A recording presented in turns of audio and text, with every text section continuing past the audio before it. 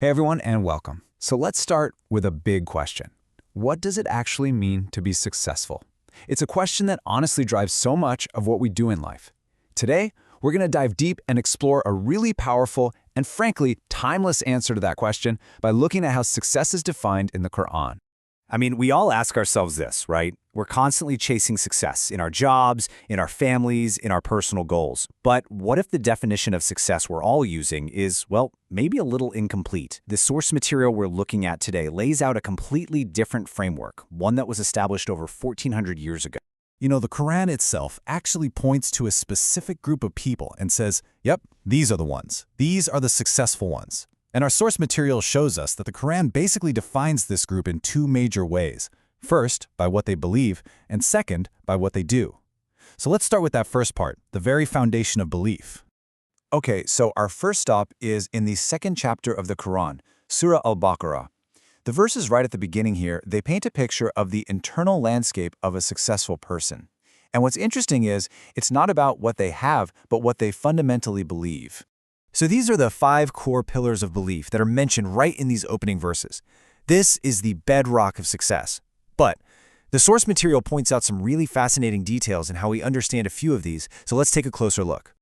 First up is this idea of believing in the unseen. Now, according to the source, this isn't just some vague, fuzzy feeling.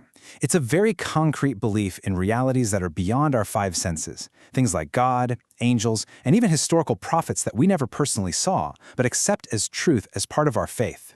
Okay, next, let's look at the language used for prayer. This is fascinating. A lot of translations will say, perform the prayer, which, can make it sound like a task you just check off a list.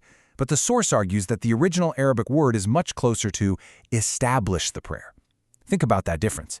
It implies prayer is the central pillar, an entire institution that you build your life around. That is a subtle but really powerful distinction.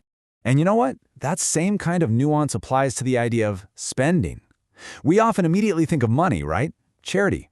But the source we're looking at broadens this concept in a huge way. It suggests we should spend from whatever we've been given.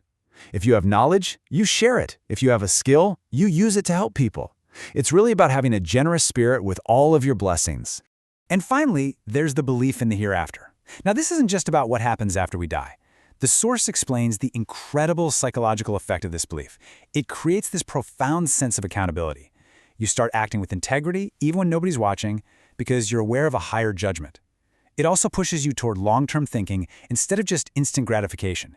It's pretty much the opposite of a live-for-the-moment mindset.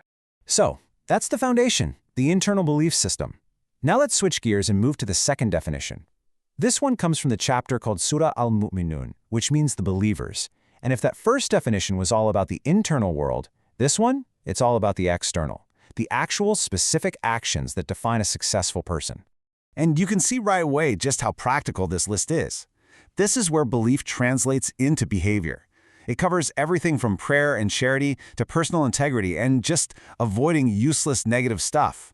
And notice how prayer is mentioned again, but this time the emphasis is on concentration and guarding them strictly.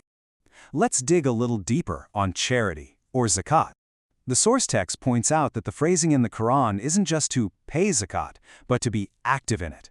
The argument here is that since Zakat is mentioned almost as often as daily prayer, it should probably be seen as this continuous practice of self-purification, not just a one-time thing you do once a year. Now, to really understand that last point about guarding chastity, our source material says we have to tackle a really important and sometimes tricky issue: translation. Sometimes, a single English word just doesn't capture the full picture of the original Arabic, especially when we're talking about historically complex subjects. So the source material takes a close look at a verse about chastity, and it mentions 2 categories of lawful relations. One is wives, and the other is that which your right hands possess. The source argues that while a lot of modern translations kind of blend these together, the original text actually presents them as 2 distinct categories. Historically, that second category has been understood to mean concubines or bondswomen. To support this distinction, the source points us to this verse right here. It explains that this verse, which was addressed to the Prophet Muhammad, seems to clearly differentiate between the women he could marry as wives and the bondswomen in his possession. This suggests they were not considered the same category. The speaker's whole point is that we have to engage with what the text actually says, even if it makes us uncomfortable, instead of trying to smooth it over in translation. Okay, so after looking at these two incredibly detailed descriptions, what happens when we put them together? Well, we start to get a complete, really holistic portrait of the person the Quran calls successful. And here it is, you can see it all laid out. On the left, you have those foundational beliefs, that's the inner world, and on the right, you have the practical actions, that's the outer world. But they aren't separate lists. They are absolutely two sides of the same coin. The beliefs naturally lead to the actions, and the actions, in turn, reinforce the beliefs. It's a complete circle. So really, the crucial point is this. From this perspective, success isn't some achievement you unlock or a status you finally acquire. It's a state of being. It's an integrated character, one that's built on a foundation of really deep belief and then demonstrated through consistent righteous action and this incredible sense of accountability. And that leaves us with one final question to think about.